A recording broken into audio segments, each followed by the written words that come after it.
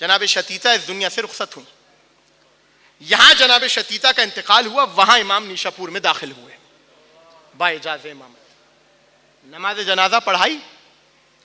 محمد بن علی کہہ رہا تھا میں فرتے حیرت میں تھا کہ اتنی جلدی امام مدینے سے یہاں کیسے آ گئے, کہ امام نے میری حیرت اور میری پریشانی اور تعجب کو دیکھ کر شناخت کیا اور کہا کہ محمد بن علی سنو. عجیب جملہ کہا امام نے, انا ومن یجری مجرایا من الائمہ لا بد لنا من حضور جنائزکم فی ای بلد کنتم. توجہ توجہ توجہ, ختم ہو رہی ہے تقریر. کہا کہ اے محمد ابن علی ہمارے شیعوں تک یہ بات پہنچا دینا کہ ہم ائمہ کے لیے, مجھ پر اور ہم ائمہ پر یہ ضروری ہے کہ تم میں سے کوئی کسی بھی شہر میں ہو, ہم تمہارے جنازے میں حاضر ہوں, ہم تمہارے جنازے میں حاضر ہوں. روایت نے لکھا کہ بڑی شان سے شتیتا کا جنازہ اٹھا, اس لیے کہ نماز جنازہ پڑھانے والا کوئی اور نہیں, خود امام موسیٰ کاظم تھے. لیکن میں ہاتھوں کو جوڑ کے کہوں گا مولا, اپنے محبوں کے جنازے میں آنے والے آپ کا جنازہ 3 دن پل بغداد پر پڑا رہے گا. ختم ہو گئی عزیزو تقریر. آپ نے گریہ کیا, مولا آپ کو کوئی غم نہ دے سوائے غم اہل بیت کے. ختم ہو گئی تقریر. نہ ہوتی اگر شب شہادت تو تفصیلی مصائب نہ پڑھتا, لیکن اگر آج نہ پڑھوں تو کب پڑھوں وہ مصیبتیں جو آپ کے اور میرے امام پر گزری ہیں. مختلف ہٹکندوں سے ہارون رشید نے امام کو ستانے کی کوششیں کی. ایک دن منصوبہ بنایا کہ افریقہ کے جنگلات سے کچھ ایسے لوگ لے کر آؤ کہ جن کا دین دنیا سے کوئی لینا دینا نہ ہو, جنہیں خدا, نبی, قرآن کسی کے بارے میں کچھ نہ پتا ہو. ان کو بلایا گیا. ہارون رشید نے ان سے سوال کیے, بتاؤ تمہارا خدا کون ہے؟ جس کے ذہن میں تمہید ہے نا, امام کا لقب ہے باب الحوائج, مشکل کشا ہے آپ کا اور میرا 7واں مولا. ہارون رشید کہتا ہے بتاؤ تمہارا خدا کون ہے؟ تو انہوں نے کہا کہ یہ خدا کیا ہوتا ہے؟ کہا نبی کون ہے؟ کہا یہ نبی کیا ہوتا ہے؟ کہا قرآن کیا ہے؟ کہا ہمیں نہیں معلوم اس چیز کے بارے میں.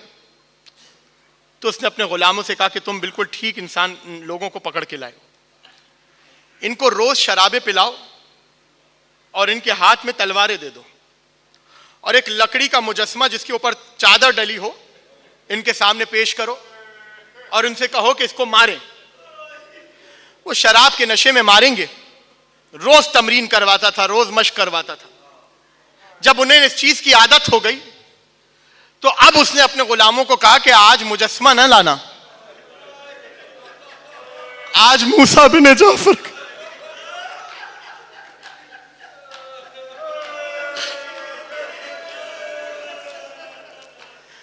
امام کو ایک تخت پر لٹایا گیا, ہاتھوں میں ہتھکڑیاں تھی, پیروں میں بیڑیاں تھی, اور امام کے اوپر ایک چادر کو ڈال دیا گیا. جیسے ہی وہ تخت ان کے سامنے آیا, نشے میں دھت تھے, اپنی تلواروں کو انہوں نے آسمان کی طرف بلند کیا کہ اب امام کے اوپر چلائیں. یہاں امام نے اپنے چہرے سے چادر کو ہٹایا. جیسے ہی چادر کو ہٹایا ان سب کی تلواریں گر گئیں. ہارون رشید نے کہا کیا ہوا, تمہیں ترس آ گیا, رک کیوں گئے؟ کہ اصل میں بات یہ ہے کہ ہم جن جنگلات میں رہتے ہیں وہاں کبھی کبھی قحط پڑ جاتا تھا اور ہم بہت پریشان ہوتے تھے. ہمیں تو معلوم ہی نہیں تھا کہ خدا کیا ہے, نبی کیا ہے, اور مشکل کے وقت کس کو بلایا جاتا ہے. ایک جوان آتا تھا اور آ کر ہمارے لیے دعا کرتا تھا. خدا اس کے لیے دعا کے سبب بارش کو برساتا تھا. بس یہ سننا تھا تو ان جوانوں نے رو کر کہا ارے وہ جوان کوئی اور نہیں بلکہ یہی شخص تھا جس کے چہرے پر چادر. اجرکم علی اللہ. خود مصیبتوں میں ہیں لیکن اپنے چاہنے والوں کی مشکل کشائی کرتے ہیں. قید خانے ان کو حاجت روائی سے روک نہیں سکتے. ہاں عزیزو لکھا یہ ہے کہ مختلف طریقوں سے امام کو ستایا جاتا تھا, مختلف قید خانوں میں رکھا گیا.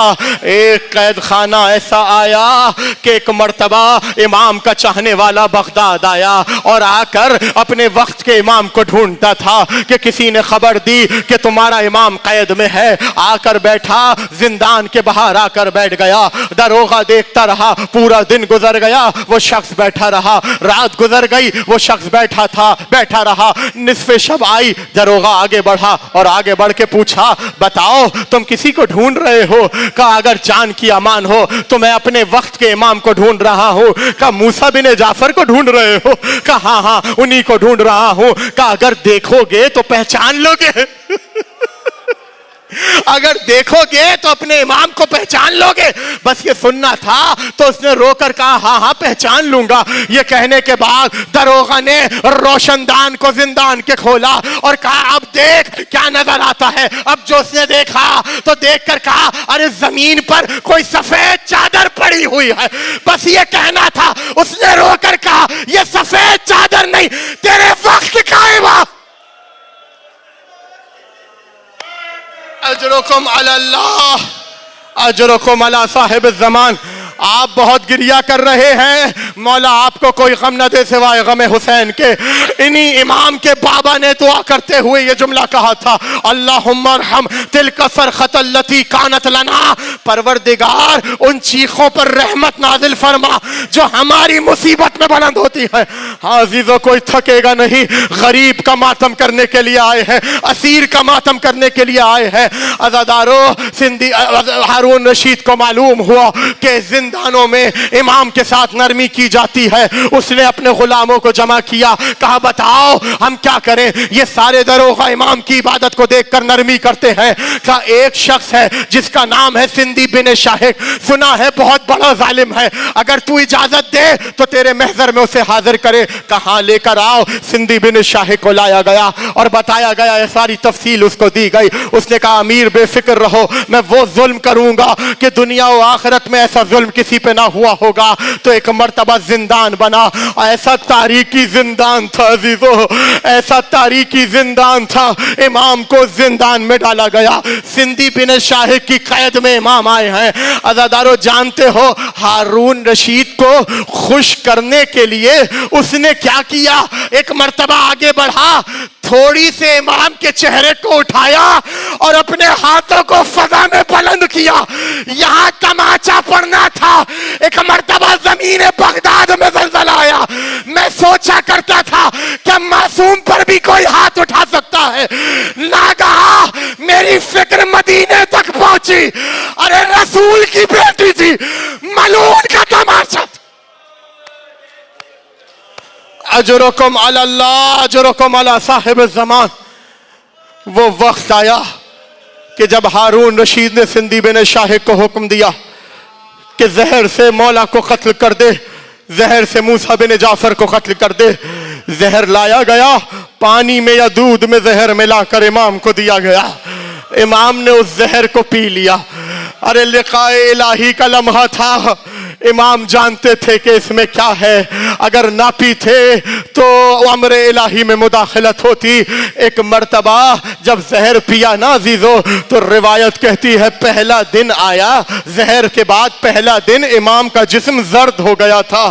دوسرا دن آیا, کیا سن رہے ہو عزیزو, امام کا جسم ہرا ہو گیا تھا. تیسرا دن آیا, امام کا جسم نیل پڑ چکے تھے.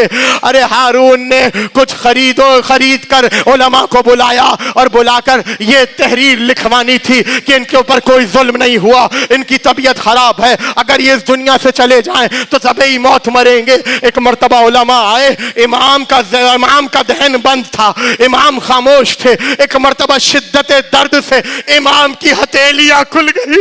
جیسے ہی ہتھیلیاں کھلی زہر کے آثار ہتھیلیوں پر ظاہر ہوئے. علماء نے کہا ان کو زہر دیا گیا ہے. سندھی بن شاہق کو غصہ آیا, جب سارے علماء کے چلے گئے اس نے کہا میں نے تمہیں منع کیا تھا کسی کو بتانا نہیں, اب دیکھو میں کیا کرتا ہوں. ایک قالین منگایا گیا, امام کو لٹایا گیا, قالین کو لپیٹا گیا. سندھی بن شاہق قالین پر اچھلتا جاتا. اجرکم علی اللہ اجرکم علی صاحب الزمان. عزیزو یہی وہ لمحہ تھا جب آپ کے اور میرے مولا اس دنیا سے رخصت ہو رہے تھے.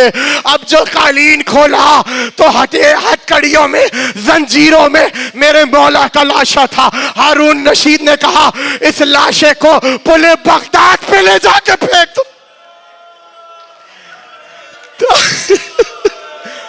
3 دن لاشا پل بغداد پہ پڑا رہا. آخری جملہ عزادارو جانتے ہو روش کیا تھی؟ لوگ آتے تھے ہنس ہنس کر امام کے لاشے کو دیکھتے تھے اور کہتے تھے ہاذا امام الروافض, یہ رافضیوں کا امام ہے. ہاذا امام الروافض, یہ رافضیوں کا امام ہے.